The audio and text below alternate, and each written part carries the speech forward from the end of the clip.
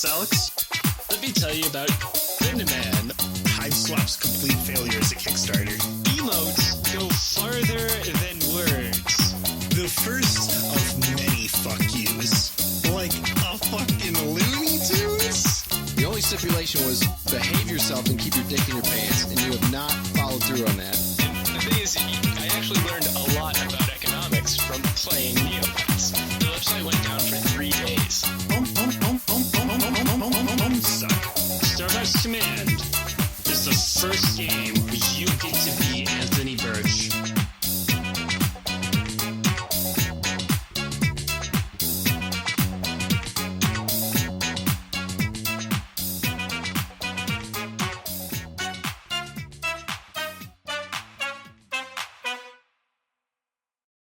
Hey, Ted, let me tell you about this time that I worked in a movie theater, and it was actually pretty funny. Sure, why not? Yeah. So I think, when did I start working in a movie theater? I started working in a movie theater before I went to college, or like right as I was going to college. So this is before I did any Japanese stuff and before I did any lifting. So I was just a skinny nerd with long hair working at a movie theater. And God, that's right. I forgot you didn't do any Japanese shit. You never even touched an anime until you were in college. Yeah, pretty much. I mean, other than like Dragon Ball Z, but that doesn't really count. Or like Pokemon, but that also doesn't really count. I was one of those What kids caused who you was to like, fall from grace and fall to That's the not what anime temptress? That's not what this episode is about. Maybe you'll find out one day. Maybe. If you're lucky. And you do Swole Quest. Like, not a lazy piece of shit. Well, yeah, and once it's been 2 weeks, we'll go ahead and we'll do part 3. This is the longest fucking 2 weeks. The longest 2 weeks. No, but the movie theater that I worked at was actually, I think I can name drop it. It doesn't really matter. It's the Easton Movie Theater in Columbus, Ohio. It's one of their, I don't know what you call it, like test theaters. So they get all the new shit before any of the other Eastons or like all the other AMCs roll it out. So like, those kick-ass drink machines that they have at fast food restaurants now that mix all the different flavors. You can get whatever you want. Yeah, you can get like gross-ass peach ginger ale. Yeah. We had those first in the country. Like, they were like the very, very first place that they ever rolled them out.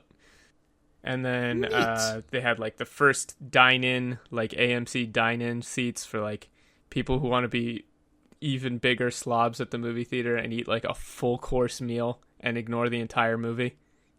Now, okay, I've been to a few movie theaters. I went to one that did serve food, and I got, it was called like the Jurassic Pork Pizza, and it was the worst thing I've ever had in my entire life. Yeah, they had Goldfingers, which was honey mustard chicken fingers. That sounds, was it like an Alamo Drafthouse? Kind of. I don't know. I've never been to an Alamo Drafthouse. All I know about Alamo Drafthouse is that if you talk during a movie, they will kick you out because people are there to watch a movie, not listen to you be a fucking douchebag. That is the best thing about Alamo Drafthouse. They'll kick you the fuck out. There's just nope, no questions asked. AMC, however, will not kick you the fuck out. AMC will let you stay. AMC does not care. AMC wants your money.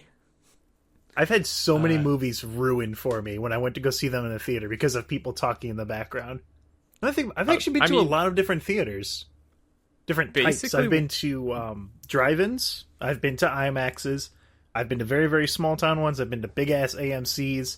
I've been to those theaters that just straight up have a like a fucking reclining chair, and I fell asleep during the Star Wars. A new Rogue. Rogue One.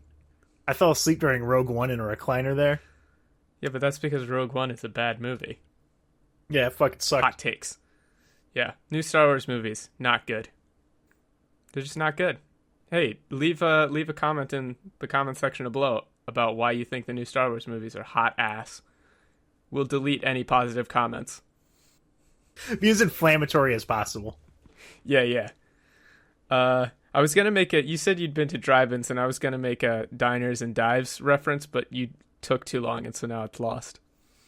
Yeah, but I'll talk more about my drive-in theater experience when it comes up naturally. Yeah, in the flow of the conversation. basically, I got this job because I was in college and I needed a job, and it was really boring. But I showed up to the interview for like, I showed up like 15 minutes early, like a good boy, and I wore a nice shirt like a good boy. And they called me into the office, and I was ready to give them my good boy speech about how I'm a kid going to college and I need this job for money, and here, look at my resume, which I printed out, and they're like, can you work this day, this day, this day? I was like, yes, I can. And they're like, you're hired. Goddamn. They're like, have you ever been arrested for drugs, son? And I was like, nope. They're like, good. Too many of those, so we can't hire you. Movie theaters hire shifty people. Oh, shit. See, here's one thing about me that I've noticed. Every job I've been to has technically had a drug test as a requirement, but they've never made me take one because they look at me once and go, okay, yeah, we can skip that. Just like, nah, this dude, nah. They hold up like a picture of Cool Dog, and they hold it up next to you. Nope, not cool enough to do drugs. Yep. And that's, I mean, it got me out of it got me out of 2 tickets so far with the police by just being a pasty white nerd. It's pretty great, actually. This is what white privilege is. Is this what white privilege is? Yeah, but it's looking like a total fucking nerd, so you never get in trouble. It works. I look too much of a Chad now, and I get pulled over by the cops in Japan on the sidewalk. I've gotten like asked for ID and shit in Japan so often just for being like buff and having a beard. I guess they think I don't know, like some kind of mafia yakuza man or something. They're like really serious about it. It's so annoying. I mean, maybe they're just there to check your passport because, you're kind of like you went from America to Japan. Hey, what's your name? Something like some kind of balding sea turtle Michael. You know what I'm talking about? Like you're going from America to Japan, going from that cartoon to that manga. I'm making a Kappa Mikey. I couldn't remember the Kappa Mikey intro, but basically I'm just going to refer to you as Kappa Mikey from here on out. This is the new meme. I will strangle you. Good luck, motherfucker. I'm on the other side of the planet. Not for long. When's the let me tell you about trip to Japan? Funded with Patreon money.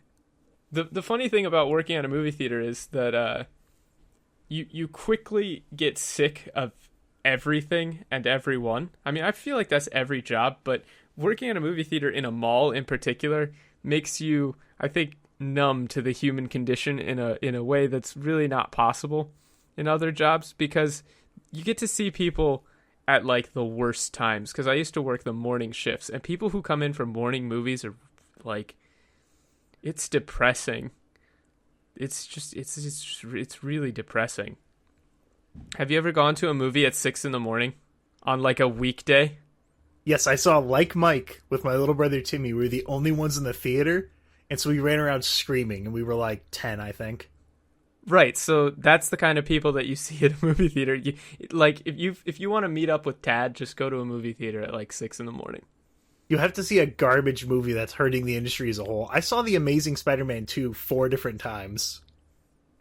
I saw Interstellar once at full price. What? I am the reason why movies are awful now. It's my fault. All movie focus groups are just a big group of Tads.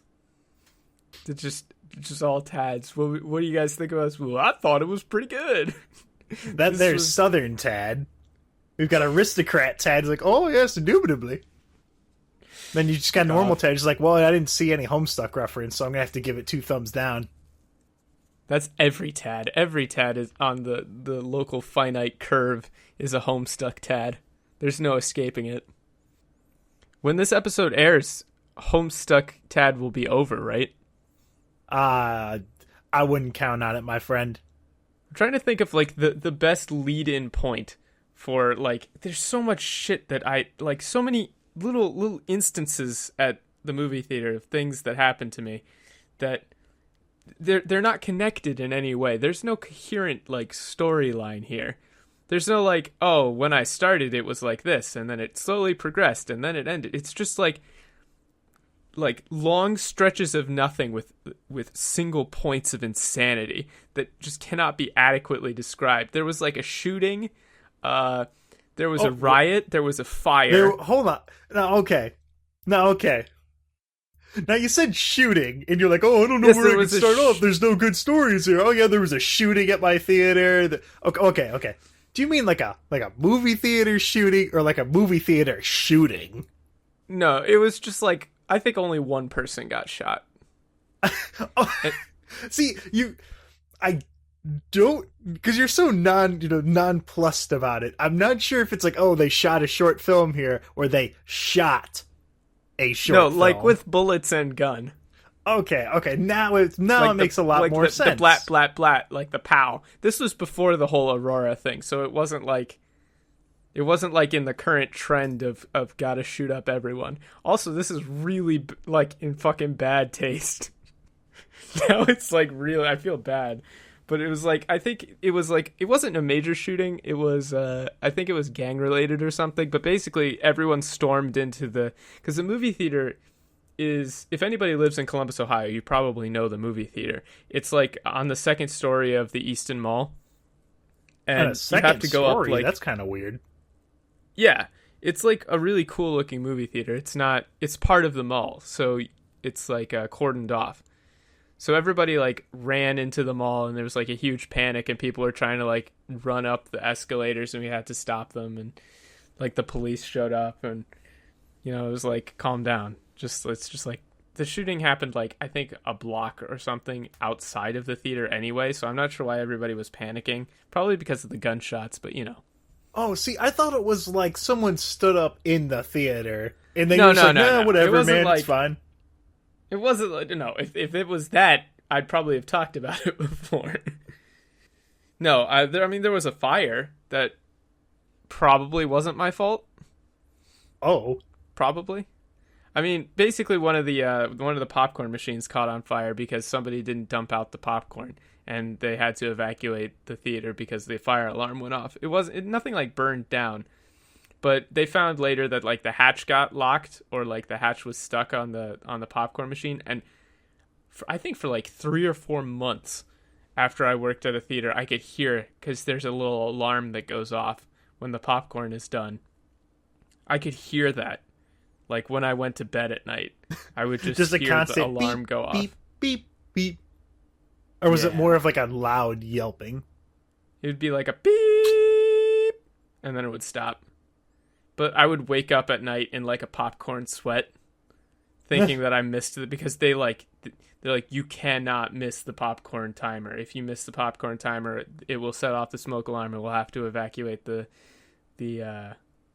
theater, which is exactly what happened. They lose so much money when that happens too, because every single screen, and there are like 20 screens there, has to be evacuated.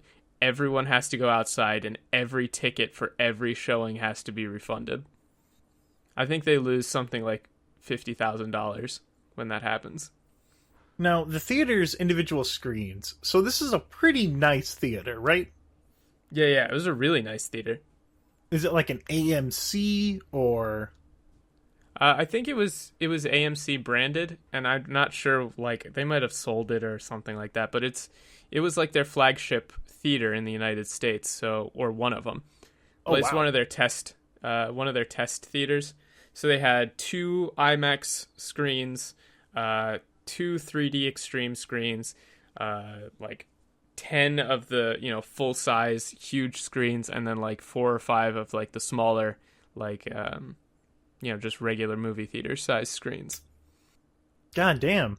So the theater that I had in my town was just trash. Like, well, I mean, all theaters are trash. That's not a good descriptor. Like, this is a trash theater, dude. Like, trash is actually a very interesting point when it comes to the movie theater, because I started out working concessions, but then I asked to get transferred to working the cleanup crew, because the cleanup crew is like a treasure hunt for trash. So you get to go in there with your little broom and clean up. Okay. So all the seats are kind of like bolted on the ground. How the fuck do you get the popcorn out of there? It has to be like, you can't just swoosh down the aisle and pick it up with like a big old dust broom. I mean, that's exactly what you do. I mean, you don't get all the popcorn, but you get as much of it as you can. But because this was a mall, and malls are full of psychopaths who, like, have no concept of human decency, which is why they're at the mall, people would leave just shit in the theaters. And, like, I mean actual human feces. What? In the theaters.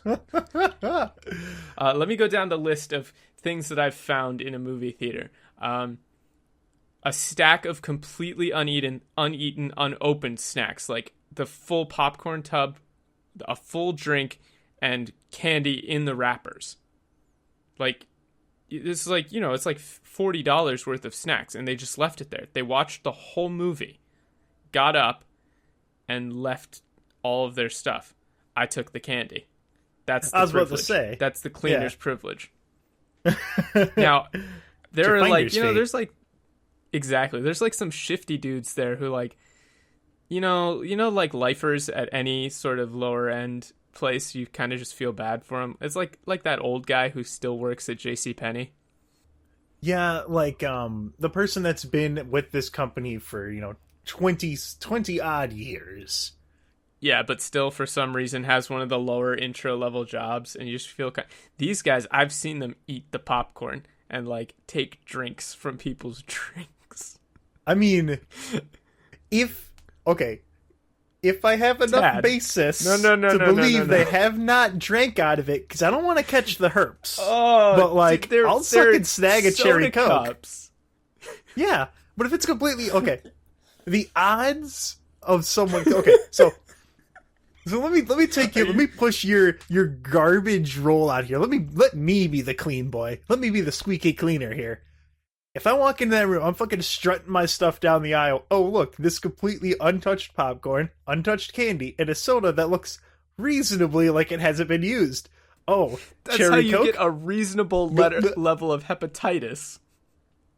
I mean, it's not okay. I'm no fool. Okay, I'm not some kind of idiot. It's like when I went to Six Flags. When I went to Six Flags and I was just walking by, like, oh look, it's $15 for a cup. Someone left this cup on top of the garbage. Yoink. There we go. And then I went to the bathroom. Taking the cup to refill it and clean it is one thing. Taking a sip out of someone else's drink that they left in a movie theater is beyond the pale. What the fuck is wrong with you? No, okay. Only if it's part of... And I would do like the whole fucking Twitter clap emojis right now, but I'm not going to do that. Only if it was part of an untouched, unspoiled... virgin snack plate. No, it was actually it would be the virgin concession stand, the Chad and No. Okay, I got it. The virgin concession stand, the Chad sneaking in a Mr. Pibb inside your jacket. Exactly, dude. People. Here's you want to know like some secret insider movie tech. No one gives a single flying fuck if you sneak things into the movie theater. No one. Not me, the lowest person on the totem pole ripping tickets, not my manager, and not my superintendent. The only person who cares is the GM, and he doesn't work at this movie theater, he just visits sometimes. The only reason we have to stop people from bringing things into the movie theater is when they walk up to the line with a bag of Chipotle in their hand, and we say, you can't bring that into the movie theater. And they go, oh, really? And we go, yes, you can't. Let me walk you through a situation that literally happened to me that was like the most mind-blowing thing. Like, this was like, you know how 3-year-olds have concepts of object permanence, where if like you put a ball behind a piece of paper, they're like, oh, the ball is still there. It doesn't stop existing just because I can't see it. Mm-hmm. It's like real basic shit. Okay, picture this. I am like, I don't know, 18, I think. We're tearing tickets, which is the worst job because you can't leave and like fuck off and slack off and do anything else. You have to just be standing there the whole time and there's no chair. It's awful. Worst shift. People are coming up. I'm tearing tickets. Hey, your theater's over this way. Your theater's over. You get the idea. Person comes up. Big ol' like liter of cola in one hand, snack. There's like Lay's potato chips or something, like some crinkly bullshit. The most obnoxious thing you could possibly bring into a fucking movie theater. Yeah. Well, let me get the loudest snack other food stuff possible. I found. It was like Crinkle brand crinkle chips. Okay, they're like the loud shit that we can hear, and it's annoying. Those are what things I'd be like, yeah, come on, dude, fuck off. But so they roll on up, and I'm like, oh, I'm sorry, ma'am, you can't bring that into the movie theater. And she goes, excuse me? You can't tell me what I can and can't bring into the movie theater. To me, the employee, the person who lets them in. And so the ticket tearing place is like at the bottom of there's two escalators that go up to the second floor where all the screens are. So you have to go past me to get up the escalator, right? And there's the manager's booth is like up the escalator, so and they can see like the whole first floor of the mall from where they're standing up there. So I look up at my manager, and he's like giving me a what the fuck kind of look, and I have a little radio, and I'm like, yeah, there's two guests attempting to. We had codes for it because you're not supposed to say like sneaking things into the theater. They don't like that. It sounds bad. Mm-hmm. So we got a code, two Charlies. 413. Yeah, we got two Charlies trying to make a breakaway or some shit like that. And he just gives me a look like, no, tell him no, because technically you're not supposed to like tell guests to fuck off unless managers give you approval to tell them to fuck off. So I was like, I'm sorry, ma'am, you can't bring that into the theater. We'd be more than welcome to come back once you've placed them in your car or give them to a friend or something. Now, I shit you not, this lady walks 5 feet away from me. 5 feet. Not around the corner. Around the corner I would have been fine with. I can't see it. I don't know what you're doing, right? Not my problem.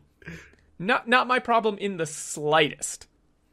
If you walk around, if I see a giant bulge in your jacket that you have obviously placed like 3 2-liters in, and there's Twizzlers coming out of your collar, and I have reasonable suspicion to believe that that's a fashion statement, I do not give a shit. Go right ahead, sir. You just not 3-liter of colas and a Twizzler and a fucking overcoat trying to sneak into an R-rated movie. Seems fine by me. I don't care. We don't care. The only thing is, you can't like walk with a bag of Lay's and like shove it in my face and be like, these snacks aren't from the theater, I'm taking them in. That's where we draw the line. So this lady, I shit you not, walks 5 feet away, glances over her shoulder at me, like just trying to be sneaky, puts the stuff in her purse, zips the purse up, and walks back, like 30 seconds later. And I'm like, ma'am, I saw you put the stuff in your bag. You can't bring them into the theater. Well, what she was trying to do, she was just trying to leave your aggro range. But she's like, the best part of this is she's like, you can't search my bag. I'm like, I told her I don't need x-ray vision to know that you put stuff in the bag. I saw you do it. She's like, let me talk to your manager.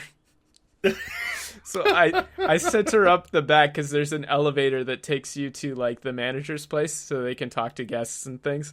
Sent them up, and I radioed them, and they're like, oh, they're not getting in. And then she comes back down, and like, this place is so rude. I was like, sorry, lady, it's like not my fucking Have a very problem. nice day. I think that's the most interesting thing that happened to me while working ticket tearing, because other than I can make myself look really bad here, but I was 18 and I'd only ever seen, like, I thought it was like a work outreach program, right? Because sometimes they have those where it's like, some people with like physical or mental disabilities, and they give them like places to work so they can, have stuff to occupy their time and not just be sitting at home. So they told me I'd never worked tearing tickets before. Right? Oh. I never worked tearing tickets before. They're like, hey, Michael, we're going to have you on ticket tearing. And I was just talking to my manager. I was like, oh, I thought that was only like the mentally disabled people working there. They called me into the office and they're like, you can't say that. I was like, we're really disappointed with you. I was like, I didn't know. You can't call everyone who tears tickets mentally disabled. I was like, number one, I wasn't saying they're all mentally disabled. I was just saying those are the only people that I ever saw tearing tickets. I'm like, whoops. Sorry about that one. I guess I could tearing structure tickets? this like... I thought that was only for the Downies. Oh, what did I do wrong? Fucking... Okay, I mean, I did get fired from my very first job for making a dick joke over the radio, so, I mean, I hear you. I didn't get fired for that. Did I tell you the story of how I got fired? You've probably told me, but I don't know if you've told the podcast. Either way, I told a dick joke over the radio, I got fired, and I was very... What's the word? What's the word looking for? I was very... Nonplussed? Not nonplussed, but I was very, like, belligerent. So, like, oh, okay, whatever, fuck you. That's so not maybe belligerent. That's... Okay. I'm trying to think of the word here. It was in the newest South Park where they made fun of it by saying they were... It was indigenous, is what it sounds like. I was very indigenous about it.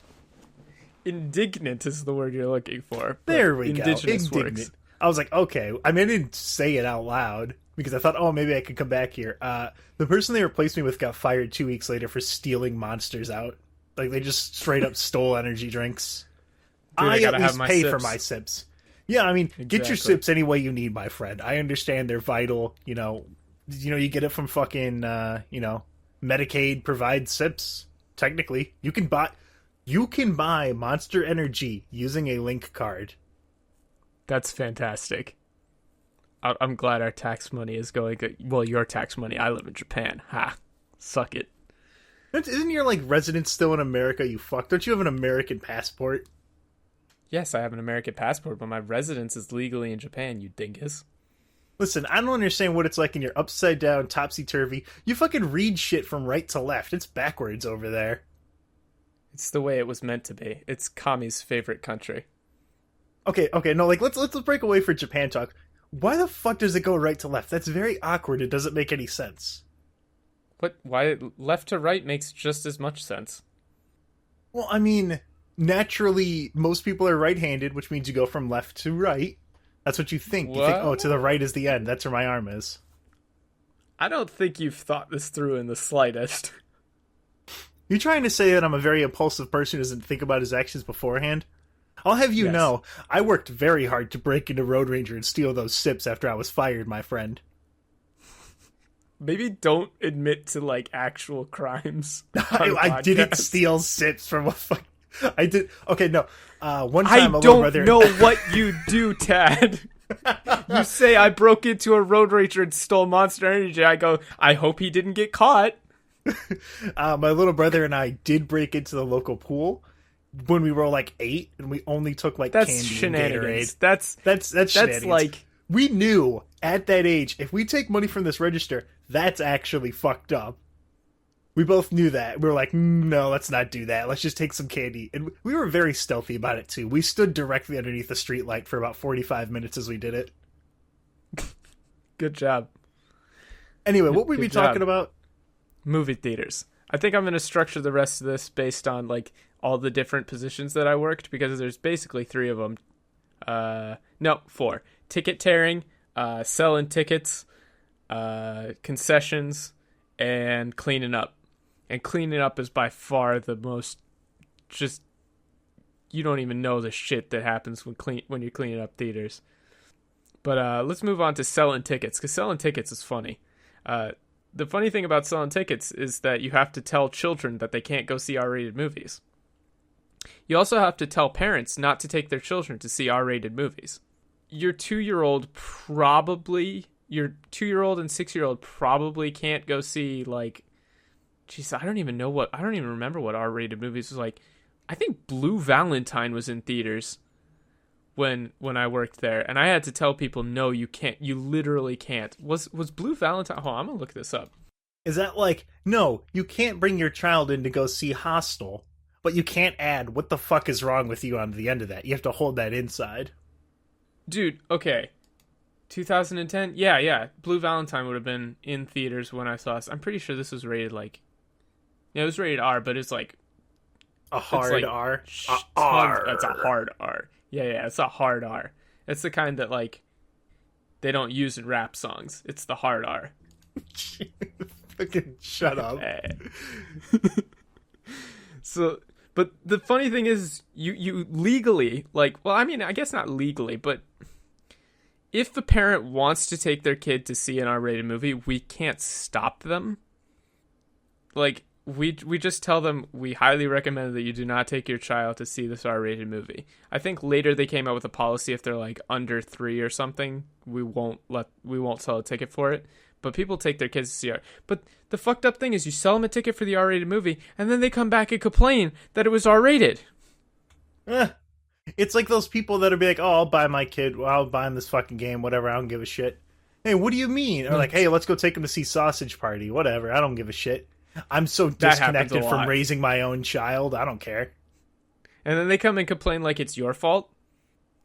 Like, yeah, why'd you rate that movie R? Told me.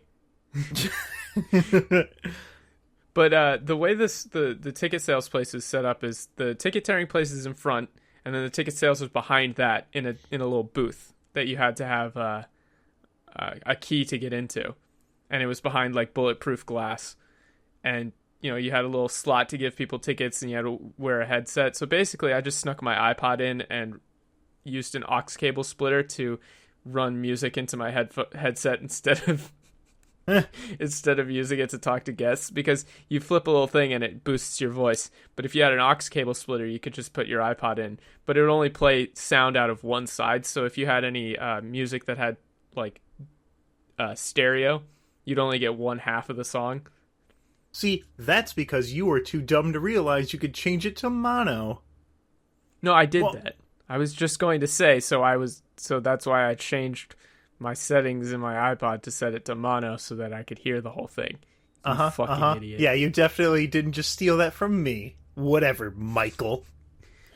The best thing that happened there, 2 things. One is my bosses thought I was a fucking psychopath, and the other was refusing tickets to children who are attempting to use a homeless man to get into an R-rated movie.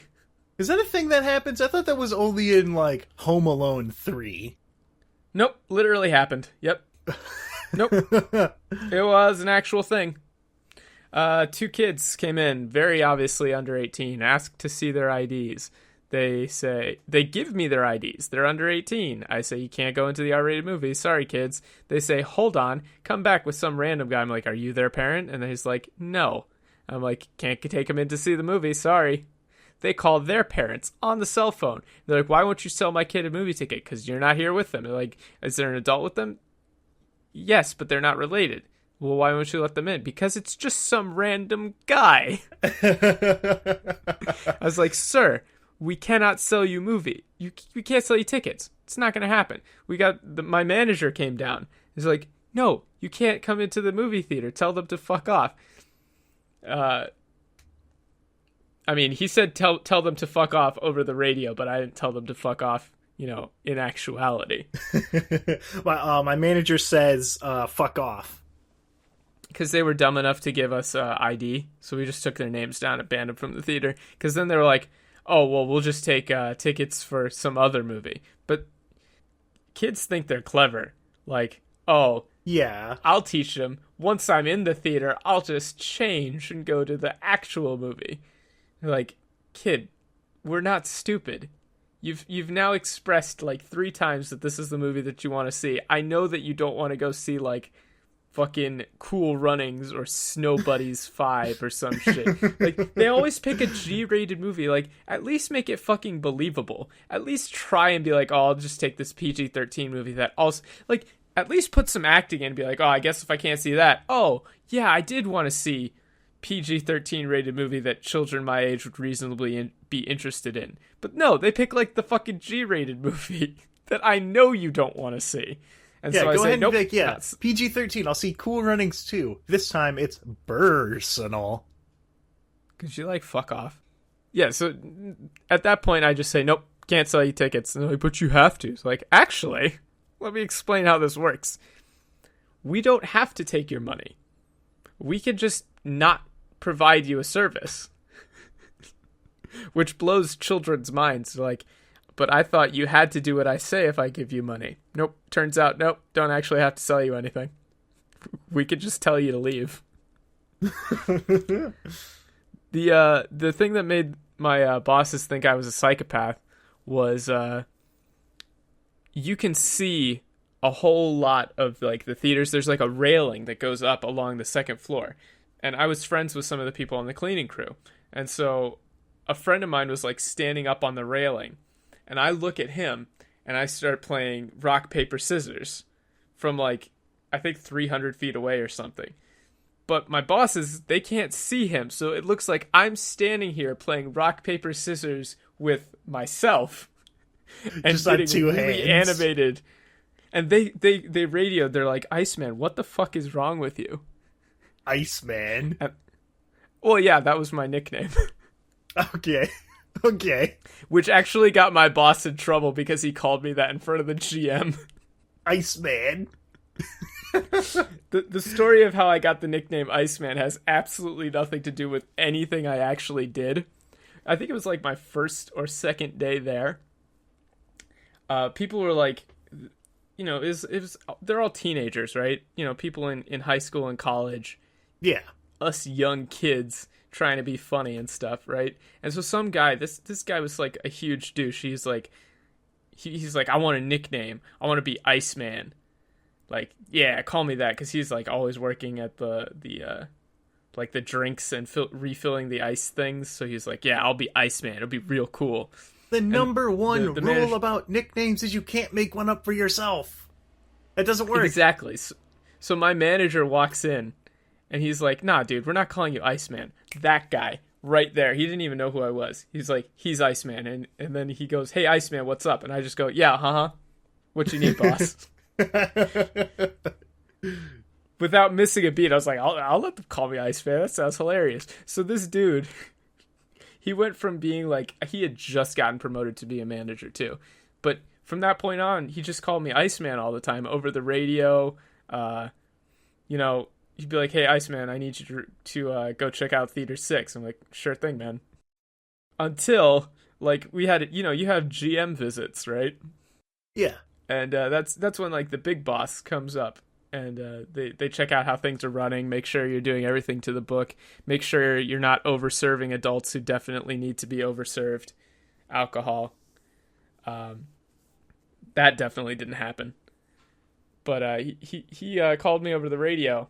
No, it wasn't over the radio. It was in the concession stand. He's like, hey, Iceman, we're almost out of popcorn. And the GM turns and goes like, I'm sorry, what did you just call that guy? And so now he's on the spot, and he has to explain why he's calling this employee Iceman. Just because he's a real cool dude. And he realized, like, afterwards how ridiculous it was, because I don't think he even remembered my actual name at that point. Because that's literally all he ever called me, was just Iceman. See, and so he'd, like, look at me like, help me out here. And I was like, nah, dude, you're on your own. Maybe you are a psychopath. What do you want me to do? Like, turn to the GM and explain? See, I would have been like, because I'm a real cool guy, and then giving him finger guns. You would have, Tad. Yeah, I would have. I got in trouble at Road Ranger for laughing at the DM's name, because I mumbled under myself like a dungeon master and like chuckled. And then the GM was like, no, that's not what it stands for. And like berated me. I'm like, okay, dude. What the fuck ever, man. Dude, what you have to understand is that GMs and DMs have the thinnest skin ever. These are guys who, like, they work their way up the corporate ladder, and they think that just because they're a DM or a GM, that's like, imagine being in charge of a whole bunch of McDonald's and how that looks to anybody who doesn't work at McDonald's. Everyone's like, I really don't give a shit. That seems pretty lame. But to them, it's a big deal. And if you insult that, they'll freak the fuck out. Like, they're 100% on board with the corporate culture of AMC theaters. You know, these are the guys who get, like like the AMC stickers on their car and their license plate is popcorn, you know? Ugh. That's the kind of person you're dealing with. See, I had the exact kind of opposite of that experience that I worked at Road Ranger, where every single person absolutely hated their job. I think the DM tolerated it because they gave him a corporate car. But like anyone, everyone always hates their job at one of those places. That's just how it works. I guess so. That was one of the main reasons why, like, I just kind of stopped giving a shit after like a year. Because I'm like, okay, dude, they tried to make me work on Christmas. See, I worked on Christmas because I didn't give a fuck. What was I going to do on Christmas morning? I don't have children. I don't do anything until the evenings when I go to my grandma's house. I don't give a fuck. Give me that time and a half to do literally nothing. Well, what I did was... Also, to have random truckers give me free money because I'm working on Christmas. Yeah, that's true. But you don't get tips working. 3 years in a row. Where, like, I would be cleaning a shower, and then a trucker would just go over and give me, like, a $10 bill. And I'd be like, hell yeah, Merry Christmas. You don't get tips working at a movie theater. Well, you're not supposed to. We got floor tips. You got floor tips? When people leave money in the movie theater, that's a floor tip. Most money I ever found was $2,800. Hold on, what? $2,800 in cash. Yeah, I turned that was in. drug money. That was someone was doing a drug deal. Well, it was like a billfold, and it had a guy's name on it. And, so you could not get away with taking that. No, I could not get away with taking $2,800. They have the dumbest fucking policy, right? If you found money in a theater, you're supposed to turn it in, right? And if nobody claims it, the theater gets to keep it. Oh, that's fucked up. Real good encouragement for us to turn in money, right? Yeah. So what you're saying? Let me turn in this. Yeah, turn in the money. Give us the money that you find on the ground. No, fuck off. No, and the best part is, like, management was like, well, no, it's not like it just goes to the theater. We take all that money and we save it up, and then at the end of the year, there's a non-mandatory pizza party. Okay, so I could pay for someone else's pizza? Fuck off. Yes. So you get like 2 slices of cold pizza and some soda. Or I could just keep this $20. I'm going to keep this $20. You get a peach-flavored ginger ale. Merry fucking Christmas. Go back to work. Right? So, I mean, that's like working cleaning was by far the best job because you knew exactly when it was going to be over because you just go until these theaters are done and there's a timesheet and you get to mark them off and you just have to be at the theater when the movie ends and then you go clean it up. And normally it's pretty easy. You get to just be like by yourself. It's like it's kind of cool because you get to be in the movie theater and like in the backs when nothing is going on, and it's kind of weird because there's nobody there. Normally like there's tons of people, but it's just you, and you get to go through all like the back rooms and stuff. I don't know. It felt kind of sneaky, like he's sneaking. You know, it's like a Solid Snake kind of shit. Yeah, you're fucking hiding behind walls and corners, doing stealth rolls, holding a goddamn broom and dustpan. Exactly. Well, what I used to do was I used to walk with the dustpan balanced on my hand, like, you know, with the head in the air. See literally, how long I could keep it going. Literally, what I would do. I mean, we were bored. We were real bored. See, here's how cleaning at my old job a Road Ranger worked. I go outside and have trucks fly past me at 65 miles per hour. While listening to podcasts in one ear and like sweep. My favorite part about the job that always made me laugh was I would find scratch off tickets, and almost every time I found one, I would just like check it back. Okay, they didn't add that correctly. Okay, I'll take that $5. Someone had a scratch off. It was like, oh, if this adds up to 9 or 15, then you win. And I got like $20 off that because I just brought it in because the dumb fuck didn't add right. Like that happened a lot, That seems kind of sad, actually. Like, the people buying lottery tickets aren't able to do the math required to figure out if they won a lottery ticket. I once found $40 in 5s and 10s in the grass. I quickly pocketed those. I think I probably made out with like $50 total. And all. And just found money. See, because I would I only worked at the theater for like a year. because here's why I found a lot of 1s and 5s. Yeah. And I think the reason for that was right across the street was the Silver Slipper, which was a strip club. Oh, nice. So that's my game theory. That's my game theory there. The strippers would go to the gas station late at night too when they got off their shifts, or early in the morning, I guess. Yeah. They were nice people, but we had to make a policy where we would not accept loose 1s because they'd be like sweaty and gross. I think the best stuff that I ever found in the theater was I found $2,800 in cash. I found a pair of pants. Just they looked like they'd been worn. It was like jeans. Were they folded up or no? They're just on the ground. Did they have anything in the pockets? I didn't check. I didn't feel like checking. You know, I'm not gonna stick my hands in pants in floor pants. It's not happening. I guess it's just not happening. That's the safe bet. Like, oh, I found dirty pants on the floor. Just stick my little fingers in those pockets. No. Let me wiggle these piggies in there. Can you never say that phrase to me again? Can you never say wiggle these piggies? That just sounds fucked up. I don't like that, Tad. I don't like that you've said this to me. So, wiggling them piggies reminded me of something. So, the theaters that I used to go to, we would go to the drive-in theater on Route 74 or 24. I don't remember. It's still open now. We would go there. Routes. Yeah, one of them routes. One of them Rudies. Rudy Tooty, fresh and fruity. So this place was really nice, except for one thing, and that was the fact that it was built right next to a railroad track. And so sometimes in the middle of a movie, there would be a train that goes by for 5 minutes, and you can't hear anything. I don't know why I don't know why. Maybe the land was cheap. But, probably.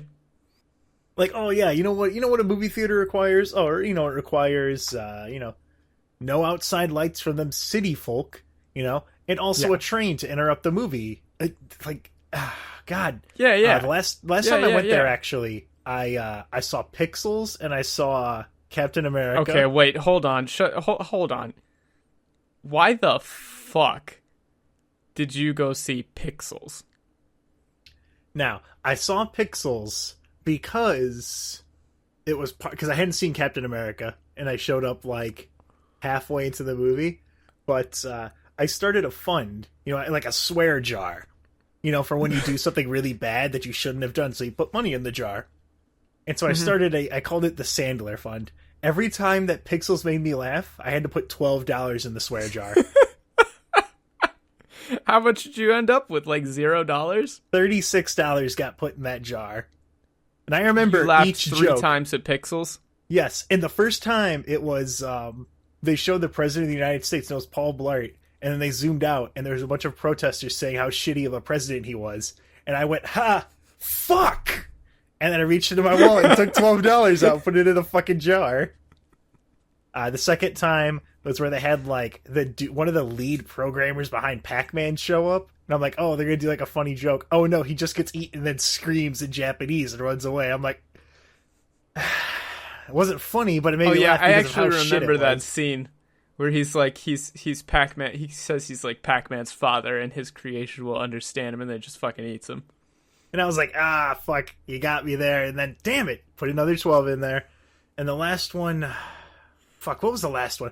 Oh, yeah, the last one was when they were shooting guns in the air, and Adam Sandler didn't give a single fuck. Completely neutral expression, just shaking his hands as they CGI'd the gun in there. That made me laugh. So I owe Adam, I'm going to find his address and see if I can mail him those $36. I would highly recommend you not do that. No, I mean, he's earned them. I mean, that's the only way I'm going to learn to not laugh at Adam Sandler movies. It's kind of like, the Affordable Care Act. It's like that, but for shitty comedies. Okay, I'm not sure where you're going with that one, but it sounds vaguely political. Hey, yo, woo, woo. I need to get one of those little sound makers that you spin around and goes, vrr, vrr, vrr. Do you know how many points in my life that would have been useful? I can think of like 3 times just in the past hour in which I could have used it. Or a fucking... a slide whistle. Ted, you are a human slide whistle. Beep. Like, that's the sound your life makes as it goes by. Anyway, we used to sneak into there because my mom didn't want to have to pay the full ticket price for me and her 3 children. So we would, it'd be my mom and 1 son, and then the other 2 of us would hide behind a blanket in the back seat. What, it was like a drive-in theater? Yeah, at the drive-in. And then, you know, we would sit there, we'd put the blanket on, like, the grass, and then watch some dumb shit. I've never actually been to a drive-in theater. It They're seems kind of, like, really suboptimal. They're actually pretty comfy. If you're going there to just relax and, like, watch a movie, but not, like, be there to critically, like, look it over and be like, yes, I understand the cinematography here, and blah. Like, if you're just there to, like, go outside and watch some garbage Transformers movie because you don't give a fuck, you're there to watch Pixels and Captain America. Because they serve beer. And they have a pool. But Captain America is good. Oh, we serve beer at AMC. Let me tell you about the fucking times that I illegally overserved a man and no jury would convict. Never. No jury would convict me for what I did for this man. I'm a goddamn national hero, okay? I forget which part of Twilight it was that was premiering, but it was a Twilight premiere. And man, you should have seen the dead eyes from the parents that we brought in there. The dead eyes of the dads that had to take their daughter. Can you imagine? Okay. These dads aren't stupid, right? They're not dumb. They realize that they're taking their, like, 12 and 13-year-old daughters to see this movie because of the sex appeal. Can you imagine? Like, you have this daughter that you raised, that you presumably love or loved, but no longer do. Right, and so now you have to take this daughter to see what is basically like softcore porn, and you have to sit there and like listen to them screech on cue every like 10 minutes. This dude, he came in, he had dead eyes. He ordered a beer, I gave it to him. I didn't even say, normally you say, hey, enjoy the movie. I said, good luck, and he gave me $5. He came out 10 minutes later and ordered another beer. I looked at my manager. He looked at me. We're not supposed to serve more than like 2. I looked at him. He looked at me. We both nodded. I gave him another beer. He gave me another $5. He came back, I think, 3 or 4 times for beers, and I gave him a beer every goddamn time, and I defy anyone to blame me for that. You should have seen the look in his eyes, okay? These were the eyes of a man who has seen too much.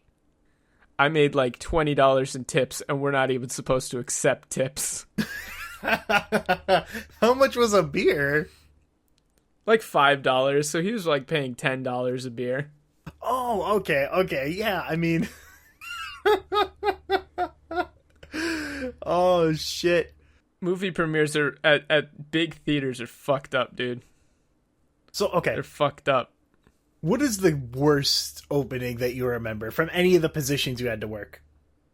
The worst opening that I ever had to work was... I think it was like Medea's Family Reunion or some shit. Whatever Medea movie came out, whatever Tyler Perry movie came out, okay? Okay. Now, I don't care. Like, people in the comments would be like, oh, that's fucking racist, dude. Fucking... Ha. Like, I don't think you understand, man. There's like, this isn't a black people thing.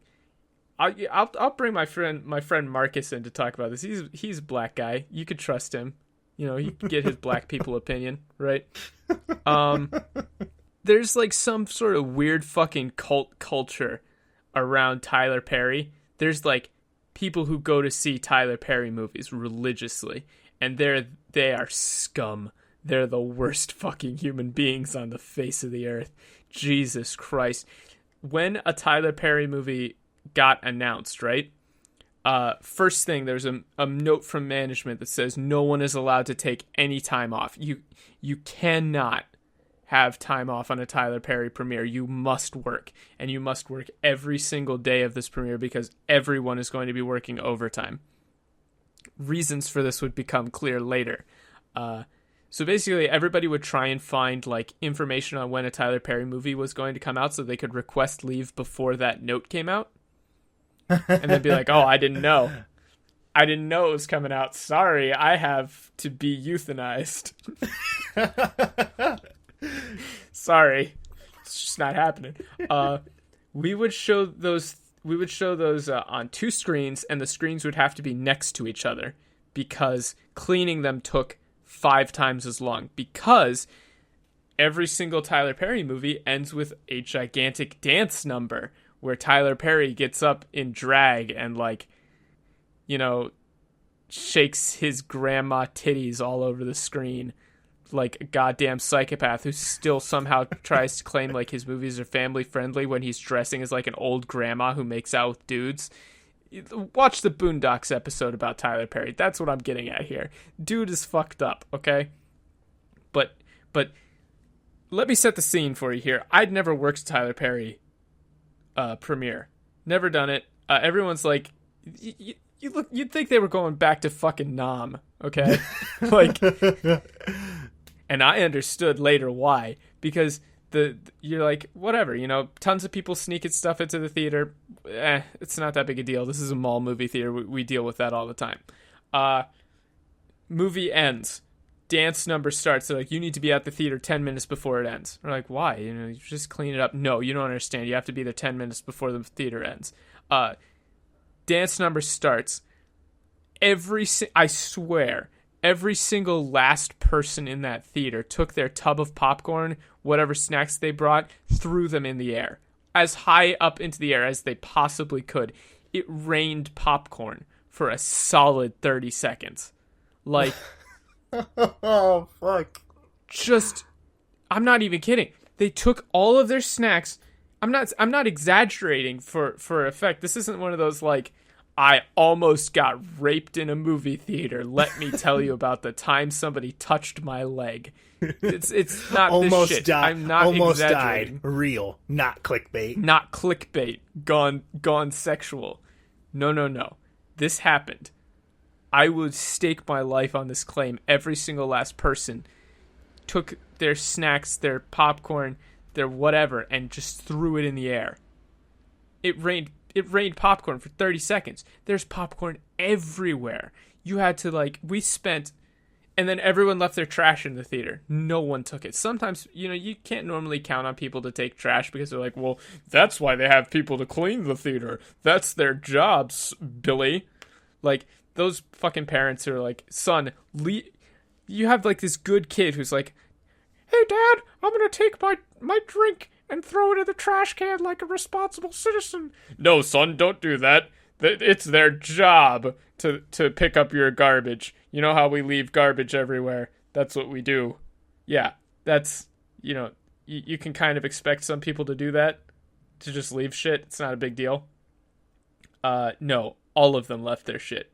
And so you're finding, like, Coke cans and, like, whole roast turkeys and, like, corn on the cob. And they brought ridiculous things into the theater, like plastic bags full of God knows what.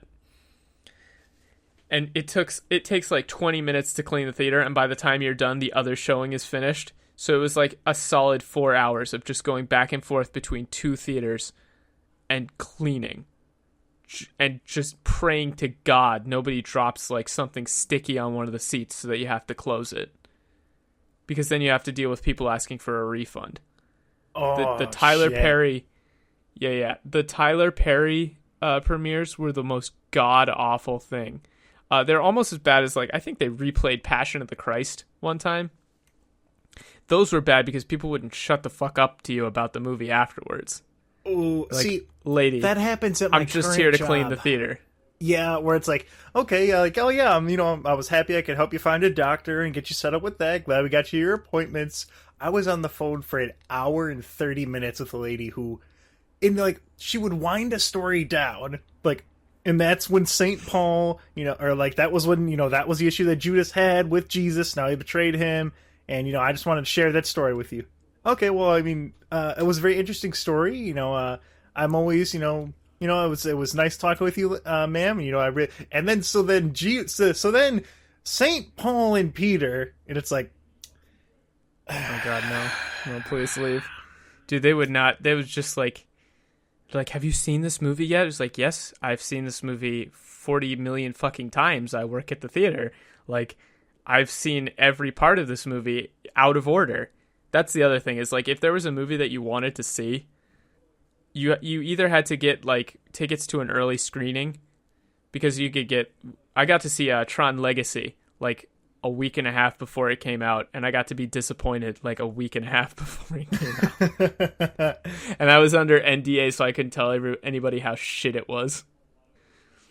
But I was kind of like, hey, maybe don't go see it. Maybe it's total crap. And they're like, why do you think that? I was like, well, maybe our theater kind of downloaded it from the servers early and held a staff screening at 2 a.m. that I stayed up for. And then every single last one of us just left the theater like, wow, that was really fucking shitty. I can't believe I stayed up till like 3 a.m. to watch this at work.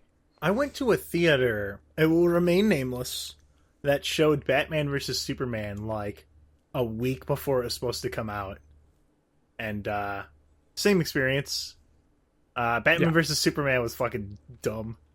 The only good part was where they just totally ripped off the Arkham games for like a Batman scene, where it just played out a cutscene, or like just like a half of a level from one of the Arkham games, and then that was it. And then the rest of the movie was fucking dog shit. It's like the first person scene from Doom, the movie.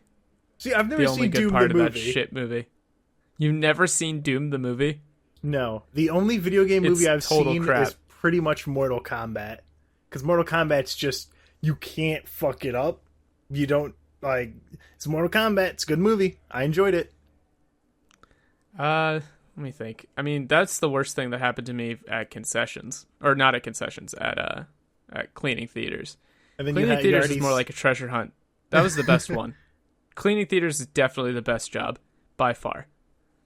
The worst part of my cleaning job that I still have, like, flashbacks to was, and this was actually really fucked up of them to make me do, because I think they already decided that they were going to replace me. And so, like, a week or two before, they're like, hey, Ted, why don't you go way back down behind the trucks and clean out the fucking ogre swamp? And I'm like, fuck. Because okay, I had to get kitted up. Like, I was in a full Dr. Patton Normstrom cosplay cleaning that shit. I had thick gloves. I had my rubber booties. I had a poncho. And I had, like, like the Heisenberg, fucking Breaking Bad, like, hazmat suits. I looked like I was wearing one of those, but rubber. And so I went in there and, like, I would go almost ankle deep in the muck. It was a literal swamp, because I would see snakes and frogs. One time I took an early shift at like 6 a.m. and I went outside and it was all foggy and the parking lot was just covered in frogs. I still don't know. I think that was like a biblical thing, but this is the Tad backstory we've all craved. This is the Tad backstory. This is actually the origin story of myself, pretty much. I'll get to the retroactive Homestuck style time loops. Surrounded by frogs. I curl up. I am a frog. Ribbit. That thing, like, I would just go in there and, like, because what they told me to do was, like, oh, you just go in there with, like, this little clappy thing and you pick them up and you put them in the garbage. And I'm like, fuck that. And so I just filled it like a garbage cart. The same garbage cart that ran over my foot and put me in the hospital. I just filled it with trash. And then once I filled it, I'm like, shit. I have to push this thing that weighs at least 300 pounds up a very sharp hill. I fucked up. That was fun. Oh, that sounds awful. I mean... yeah, snakes. I don't know if you ever found any snakes in there. Anyone bring in their fucking pet anaconda? No. I mean, they brought in their pet, like, brain rot from being fucking morons. My dad, to this day, still fucks with me on this because he thought it was the funniest shit ever. Because, okay, this was a new style concession stand where hey, I know, we'll increase efficiency by just having it be like a la carte. You could just take your stuff, like you grab a cup, you fill it yourself. You grab your snacks, you bring everything to the register. How easy is that? You don't have to say, let me get a large popcorn with extra butter, right? And there were signs everywhere saying, just grab what you want. It's a la carte. They were written in English, like with letters and pictures, like little pictures so you could see. And like the candy, you had to walk past it. They were in like big rows, and they're all there. You could grab the candy that you want. And when I work concession, I'd like be behind the counter, right? And I'm filling bags of popcorn, which I got really good at doing, like whipping bags open and like snapping them into place. Like you like flick them past your head and they like fill up with air. And I don't know, I feel like that was like the most fun part of that job. I used to be able to do that with pizzas. I would do a line and then do an X-Man Wolverine cut. That's all there was to that story. Yeah, that's it. That's all there was going to that. Yeah, I didn't have anything else to contribute. Good job. But every single day without fail, we get some dumb fucks who would walk up to me with popcorn in their face. Like it's right in front of them, it's to their left. There's bags of popcorn. And they would say, "Let me get a large popcorn." I say, "It's right there. You know, oh, here you go. Here's your popcorn. Just grab one." And they're like, "No, I want a fresh one." Now, I'm not sure how these people think, but the popcorn that is in the bags it's the freshest popcorn that we have because it's the popcorn that was made most recently. So sometimes they'd be like, "Well, pop me a new batch," or like, "That's going to be like 5 minutes." Like, I don't have 5 minutes. My movie's starting. Well, then just grab one of the bags. I mean, I kind of, if they think like, "Oh, these have been sitting out here since this morning." Yep. I mean, I can understand that, except like we had signs that are like, "Our popcorn is popped fresh. We don't use old bags of popcorn."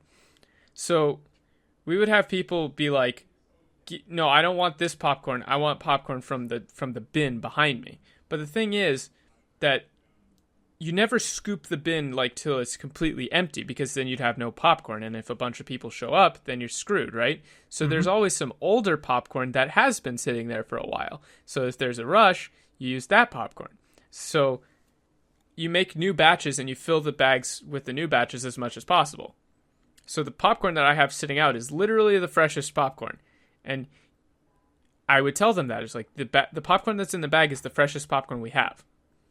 And they're like, "No, I want you to scoop it from the back. But that popcorn is older. I want to give you fresh popcorn, sir. That's the older popcorn." They're like, "No, I want it from the back." Like, this is older popcorn. The popcorn that is already in the bags is fresher. I want popcorn from the back. They can't see it in there. It might just be like gross, nasty corn. And this almost got me fired, but one time what I did was I took a bag of popcorn that was sitting at the concession, I dumped it back into the back and then scooped it back into the bag and gave it to him. Holy shit. It's like, "Here you go." They called the manager over and I explained to this guy like 4 times that it's the freshest popcorn. Like, just scoop him the old popcorn. And then the worst is they're like, "This tastes stale." You would not believe like the popcorn connoisseurs that we get up in this bitch. I would pop popcorn like 2 minutes ago. They'd be like, "This is stale. It's old popcorn." It's like, I could tell when it's old popcorn. Listen, I went to fucking college for this. I'm sorry about that. Let me get you a fresh batch, and I'd scoop older popcorn from the same batch and give it to them. Like, that tastes better. That's what I wanted. See, was that so hard? These fucking... Oh, man. And then when it would get busy, we'd be like, "Please just take popcorn from the line," right? Mm-hmm. And they'd be like, "Do you have any large popcorn left?" When there's like a whole bunch of them in front of their face. Like, "Yep, it's right there." "Okay, can I get a large popcorn?" "It's right there. Just take one." They wait for me to hand them one. There's also like the people who can't do math, right? Because if you buy 5 small popcorns, not only do you not get as much popcorn, but it's like 40 million times as expensive. But we'd have these ladies come in, like these soccer moms, are like, "Well, no, they all need their own popcorn." So like you realize if you buy like 5 small popcorns, it's like $50 or some shit. Yeah. You could just buy a large popcorn and have them share. Like, just ask, like, I don't know, be reasonable. Ask, like, hey, can we get a large popcorn? Just get 5 of the small bags. Nope. Or something Can't like that. give you the bags. Can't give them the bags. Bags are how you do inventory. Can't give you the bags. Sorry about that. But what you can do is you can take one of the trays, or as many of these cardboard trays as you want. Pass them out. They hold popcorn just fine. No, they need their own little bag. You're like, ma'am, you are spending $50, and then they get to the register and they'd be like, oh, I can't believe it's so expensive. I can see their you guys haircut. charge so much. Like, I told you, buy a large popcorn. They don't listen. People in in retail, and I'm sure people in the comments will be like, yes, this is what happens in retail. I don't know where these people come from. I'm convinced they live in caves because you don't meet them in a day-to-day basis. Like, when you're just out and about, do you meet people that are just this blindingly stupid? It just comes, they just come out when it's in like a retail situation and you have to deal with them. I never see people when I'm at the store shopping. I don't see these people. Right? See, for me, I'm perfectly cordial with people. I can get, like, I give them the benefit of, oh, this person's probably like 90 years old. They don't understand like how this stuff works. Okay, I can give them that. That's and then fine. I see that they're like That's 30 not a big years deal. old. And it's like, Yeah. Motherfucker. Like, you might be a moron. I'm sorry, but like, it's probably terminal. You might be retarded. You should be taking the ticket stubs. Right? Hey man, do you need a job? The best was, I got in the habit, and this makes me an asshole, but I don't care. I got in the habit of, you know how people always say, oh, I can't believe I said you too to the person when they're like, hey, enjoy your meal, you too. Yeah. There's a phrase. You could very easily phrase it so that you too isn't an option. Like, I forget. There's a way that they taught us to say, like, please enjoy your movie today. So that you too wasn't something that sprung to mind. But I said it in a way, I said, hey, I hope you enjoy your movie today. I said it in a way that would lead them to say you too as much as possible. Just because I found it hilarious. So you know how like people always tell you, oh, don't worry about it. They're not laughing at you when you say you too. It happens all the time. No, I laughed every time. It was always funny. I'm not going to see a movie, you dummy. I work here. I am. I got the movie. free I got free movies for so long, even after I quit, because all you had to do was know somebody who worked at the theater, and they could give you a guest pass. And like one of my good friends who worked there, I went to middle school with this guy. I don't know, maybe he'll listen to this or something. He was a cool dude. I went to middle school with him, never saw him again, and then we just randomly ended up working at the same theater. I forget his name though. He had a cool name. It's okay. Well, it's I been worked forever, with people so for it's been 4 like years at Road Ranger. Honest to God, could not tell you a single person's name from there. I'm terrible with names. See, this happens to me too, where I'll just be at Walmart buying Magic the Gathering packs, and someone I do not recognize at all in the slightest will be like, oh, hey, Tad, what's going on? It's like, you too. They're recognizing you from your hit podcast. That actually happened. Not in real life, but in Team Fortress 2 on like a random ass server. Bullshit. I also had this happen with Super COD Player 1995 when I was playing Dota 2. Because I turned around and I heard like an indie guy going like, and that is why IO is the worst support. And I'm like, that's Super COD Player 1995 from a YouTube channel with like maybe 400 subscribers. He sucked, Fantastic. By the way. Super COD Player 1995, you let the team down with your awful, awful Slark plays, okay? Fucking call-out video. If I ever... Fucking Content Cop, let me tell you about fucking Super COD Player awful at Slark. You do not deserve that shark outfit that you have for him. What we do here is go back. I think we're going to get sued for using that. That's true. This is now advertiser IDubbbz will sue unfriendly. us. I'm going to light a match and clear the air. I don't know if that picked that up. Was that supposed to be a match lighting noise? Because it didn't sound like it at all. Oh, okay. Oh, I'm sorry. This match I literally just lit next to my microphone? Okay. Okay, Mr. Sound Effect Master. Fuck you. Added in post. I'm trying to think of like what obviously the most ridiculous thing. I mean, the shooting was not the most ridiculous thing. It's definitely Tyler Perry. A Tyler Perry movie premiere is probably worse than a shooting, I think. Like, as long as they don't die, right? Like, if you die, that's probably worse. But if you don't die, I think I'd rather be shot than work another Tyler Perry movie premiere. Like, you could clip me in, like, you know, like the real meaty part of your thigh. Oh, believe me, I'm aware. I think I could take like a 9mm or something to the thigh before I'd work another Tyler Perry movie premiere. See, I've only worked when I worked at a restaurant. Their busiest day was Mother's Day and Thanksgiving and I think Christmas. Or no, they were actually closed. Thanksgiving on got Christmas. real busy. Day after Thanksgiving was crazy busy. Yeah, I don't understand going to see a movie on Thanksgiving. That seems kind of weird. Day after, I can get that. People do that. Christmas, a lot of people go to see movies on Christmas. See, that I understand, too. What I did was I drove in at, like, I think 8 a.m. and immediately found somebody to take my shift and drove back. Because you could do that. If somebody was willing to cover your shift, then you could just leave. So I couldn't find somebody to cover it beforehand, but there was some guy, I guess, who just wanted as many hours as possible, so I just gave him my shift and then So it's probably overtime on Christmas. Yeah, it's the only time that you get overtime. Time and a half. It's only time. But, I think I made like shit working at the theater, but it wasn't that bad. Oh, fuck you. You did like data entry for a while, and you just made a dickload of money for doing nothing.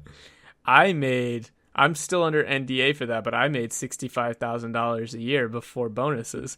With bonuses, if I had stayed, I would have made, I think, like $75,000, and then we had mandatory close time, so I had like $75,000, 3 weeks paid vacation. So what? Just go do that again and pay for my podcast. Yeah, no. It was awful. I hated it, so I'm not going to do that. I'd rather dick around in Japan and be poor. Like I literally quit that job so I could take this scholarship. I think the worst job that I ever had was working at a fucking Dairy Queen for like a month. Where I actually I fucked up because I could have had more times I almost died content for this. So but I there refused. was some thing stuck in the ice cream scooper, so I stuck my hand in there to grab it and make it stop. Next time, let me tell you about how I almost died. Well, actually, see, this place is like one of those. This is a franchise place, so it was in Westerville. Actually, I'm going to shout out this place. If anybody lives in Ohio, there's a Dairy Queen in Westerville. Unless the current owner is dead, don't go there. It's awful. Do you know that the ice cream cakes? You know what the ice cream cakes are made out of? Ice cream and cake? Old ice cream that's been sitting around. Like, so when people order like a Blizzard or something, right? And then they don't take it, or they order a shake and somebody messes up the order. They just took those and like let them sit on a counter for a long ass time, and then used those to make the cakes. Or like if somebody orders a chocolate milkshake and we have like a chocolate Blizzard that somebody didn't take or somebody messed up and has been sitting out like room temperature getting gross. Yeah, that's going in your shake. That's fucked up. I feel like I've been betrayed by the Dairy Queen, the monarchy. The only thing that's worth getting from a Dairy Queen is a dilly bar. Because those... it's called now, dilly is that bar. a euphemism or... Nope. Wish it was a euphemism. Those are just soft serve. You could get a dilly bar or you could get like a soft serve cone. Chocolate dipped optional. Don't get any of the food. Never do that. The dude who works there, the guy who owns the place, he'd put on the gloves, but then he'd bust his fingers through the plastic parts. Literally me when I worked at Road Ranger.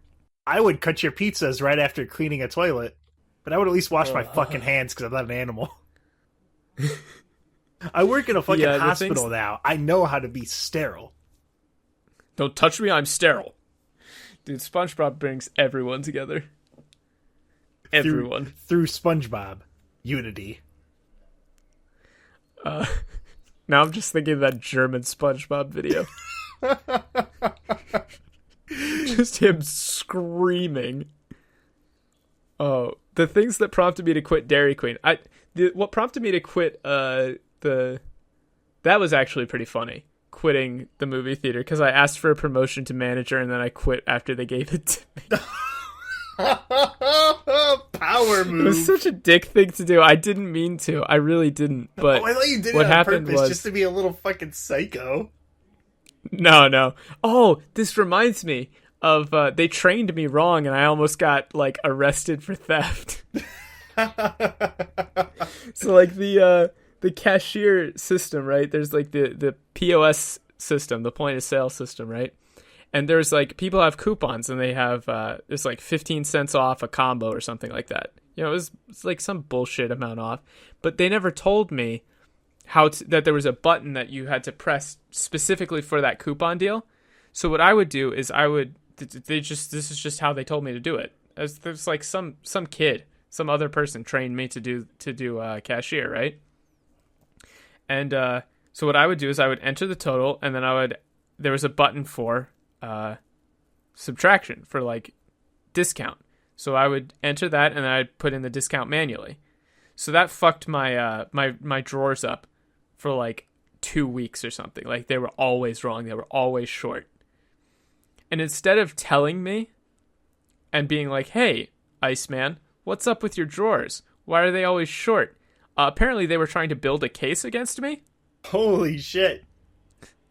And they brought me into the office and there was like a cop there and they're like, "Why are your drawers short?" And I was like, "What do you mean? I don't know. My drawers aren't short."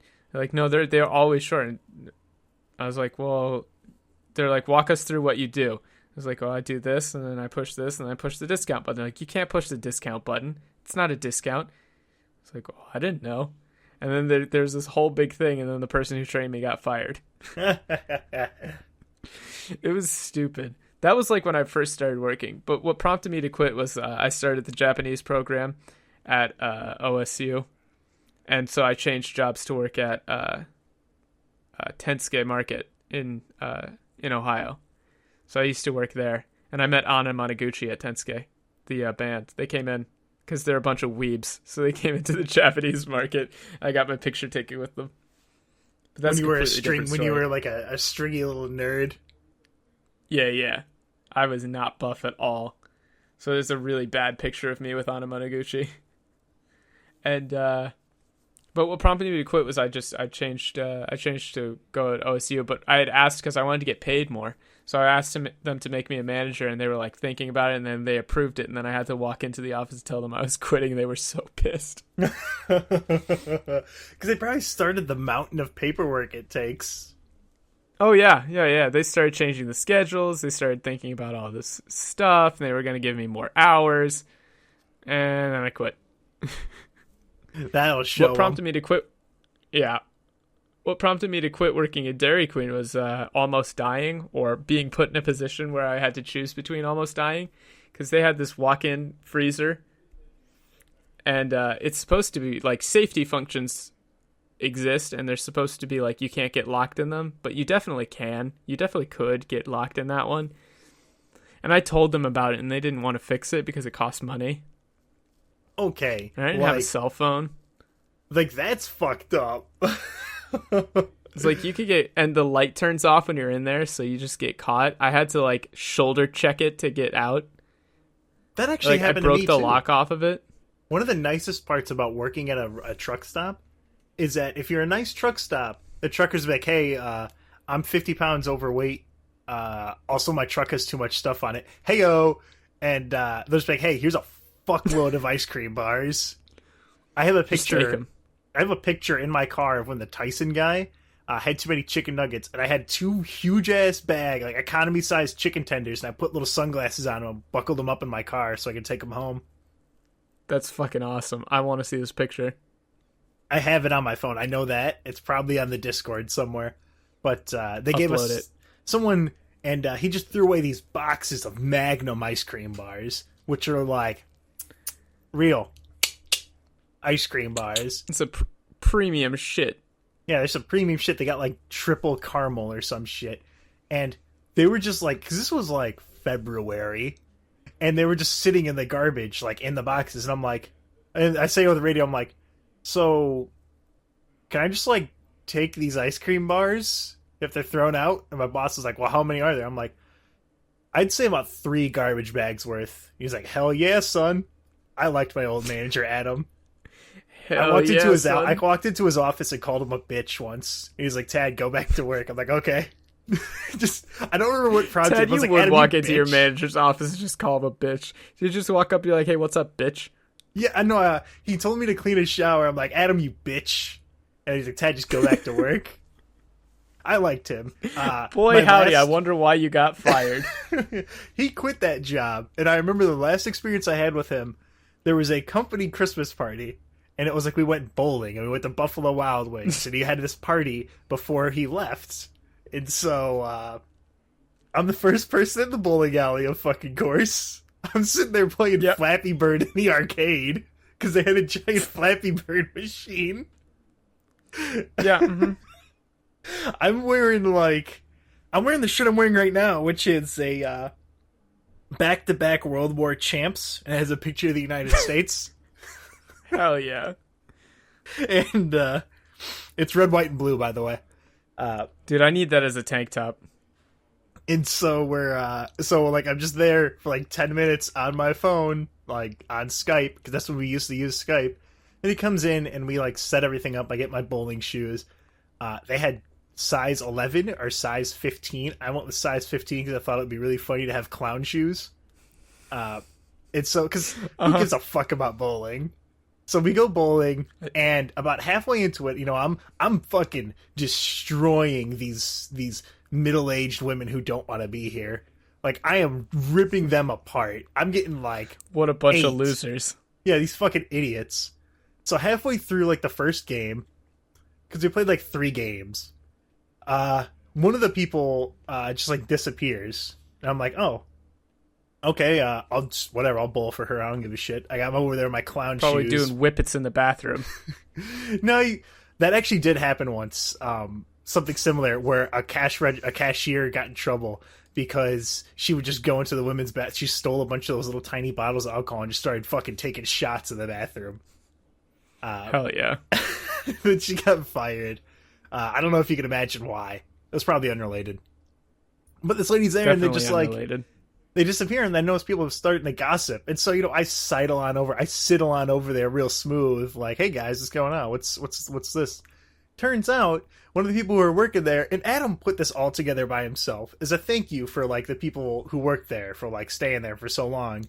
And so this lady's husband shows up, like, and he showed up, and I recognize now when he showed up, because I heard a truck approaching from inside of the bowling alley, because it backfired twice. I heard like pow pow, and I was like, whoa, what the fuck? Oh, that was a shitty truck. But no, this dude pulled up, and like him and his like, I don't even know if she was probably fucking baby daddy. I doubt she was a fiance or something. Yeah. And they just start yelling and fighting in the parking lot, and Adam has to go out there and be like, hey guys, I paid a lot of money for this bowling shit. I don't want to get kicked out of here. And he has to break up a fight. $50 for this bowling shit. Exactly. Shoes are expensive. They're like $12 a pair. And so we had to break up this fucking fight between these two people. We ended up finishing bowling early. And then we went to Buffalo Wild Wings. And she went home. She just disappeared. Because the cops got called. Jesus Christ, the Midwest is a shit show. God damn, this is what people spend their lives doing. This is just depressing. You went bowling and then went to a Buffalo Wild Wings. This is why I moved to Japan. So we go to Buffalo Wild Wings, and Adam's like, yeah, order whatever you want. And I'm like, I'm not that hungry, so I guess I'll get a 42-pack of honey barbecue wings. I eat 4 of them. Ted, what the fuck? I get up, and I leave the fucking table. I'm just like, all right, Adam, that was a lot of fun, and I've had my wings, and I just take the entire thing. He's like, yep, that's what I would have done, Tad.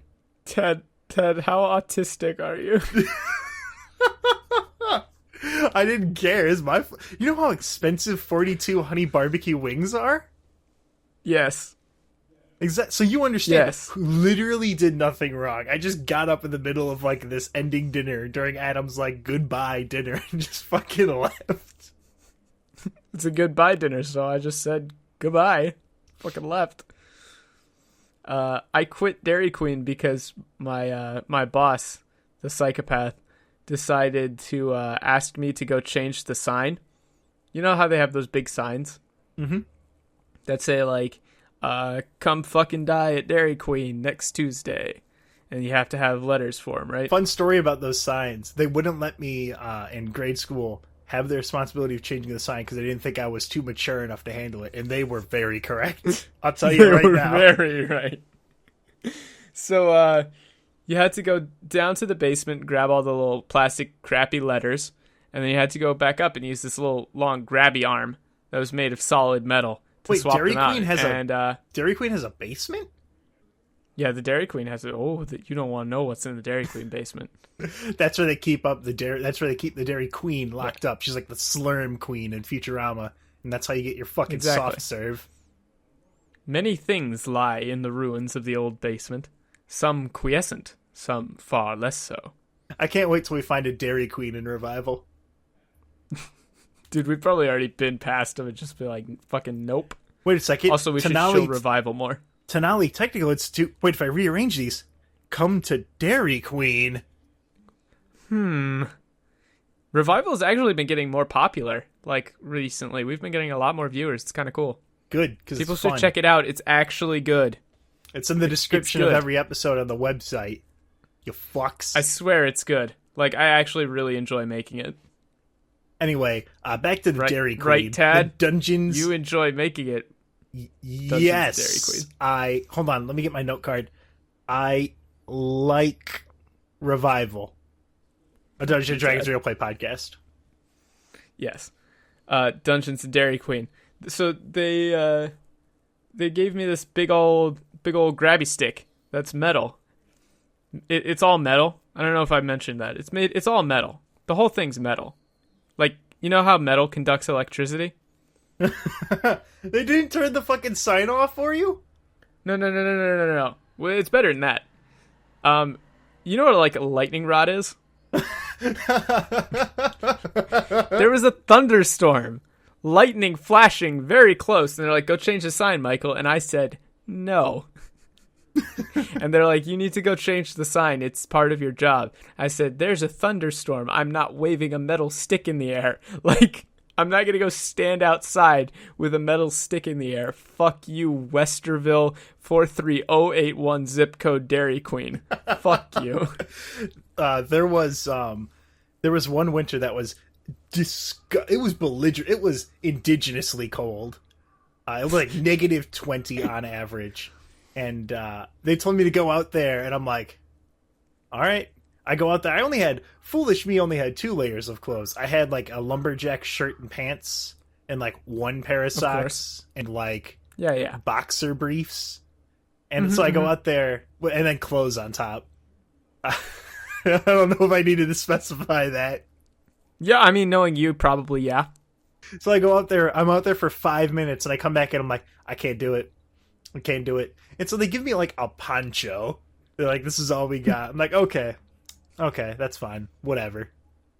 And eventually it warmed up. He just like, because they were very insistent that I go out there until I told them, I'm like, I can't feel my legs.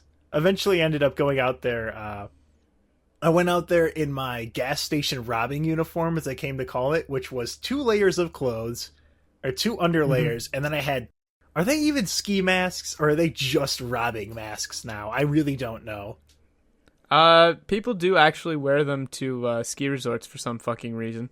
But so I had one of those on, but the problem was like the eye holes. I have glasses, and so I had to like cut the middle apart, and like so if you can imagine someone wearing glasses with a ski mask over it, and one of those little Russian... I can imagine you wearing glasses with a ski mask. Yeah, like the glasses are like, imagine.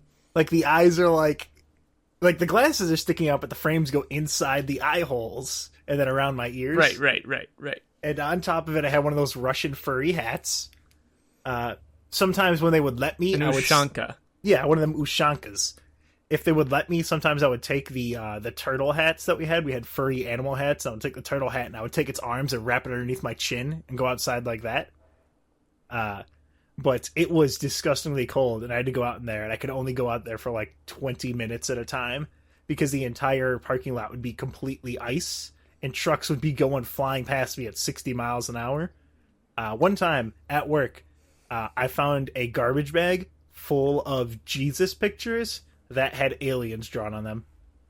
Yeah, I mean, that sounds about right. Why is the Midwest such a fucking shit show? Like, I don't know. What is it about the Midwest that just sucks the will to live out of every single person who is there? Like, people like Columbus, Ohio for some reason. Tell me in the comments why you like Columbus, Ohio. Like, comment, and subscribe to explain why you still live in the Midwest. Like, if your answer isn't just, I'm trying to get out as quickly as possible, like, you might want to seek help. The Midwest is awful. That's the real point of this episode.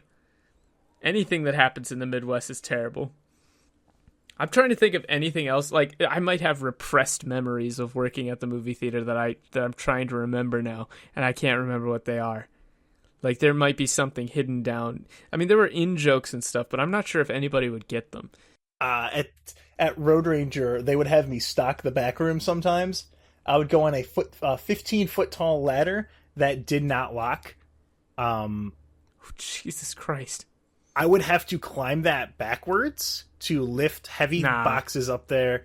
Sometimes they would send me into the naughty hole, which was like this little tiny hole in the wall. They stored all their documents, and it looked like if I was in like a British like live action fucking like TV show. You know what I'm talking about? Where like they put the naughty children. It was essentially like a Parawiggler, but for humans. So like Harry Potter's under the stairs kind of deal. Yeah, it was just over like the milk cooler. I'll go up there. I wish. Wingardium Leviosa. No, it's Leviosa. Don't talk to me anymore. It's not Levioso. It's Leviosa. But those ladders were always broken. One time it was raining really, really hard, and we didn't have a poncho, and so they told me to take a garbage bag and cut a hole in it and wear it like a suit, and so I immediately did that. Yeah. It's the clothes of your people, the garbage men. I went out there and I just took a black garbage bag, cut a hole in it, cut into misaligned armholes, so one arm was higher than the other, and went out there like that. Did you feel at home? Like, did you feel like finally these are the clothes that suit me? This is what I was meant to wear. I haven't felt that comfortable ever since Homestuck got banned from everything forever. I'm here with my trash people. You. So do I. But what else happened at that job? I got locked in the freezer while putting those ice cream bars away. I forgot to finish that part of the story. The only reason I'm still alive today, as I said on the radio, hey, the freezer's fucked. And exact phrasing, because I'm like, nope, I'm not dying in Road Ranger. I refuse to die in here. Maybe there was a good reason that I was fired. So you wouldn't die in a fucking Road Ranger? There's been many times where like a truck just fucking zooms past me. I'm like, all right, asshole. Wait, why the fuck didn't you bring up any of these when we were talking about times I almost died? Didn't we just mention locked earlier in a freezer? How we suppressed a bunch of these? Right? I don't like to remember working at Road Ranger because it fucking sucked. Until I thought about doing this episode, I seriously had like blanked out a solid 2 to 3 years of my life working at and going to school at like Columbus State and working at the movie theater. Just I couldn't remember anything that happened, and it's all coming back to me. Like a horrible slideshow. Like an early 2003 anime slideshow. It's like an Adam Sandler movie. Each time you laugh at this podcast, you have to give us $5 on Patreon. That's exactly how it works. But I think that's about it for movie theater stories. I'm trying to think. So for me, I mentioned I've been to small time movie theaters where there was rotting like ceiling tiles above me. when I went to see The Hobbit, the movie skipped forward 3 times. Each time it was about 45 seconds forward, and so I missed a lot of important plot points.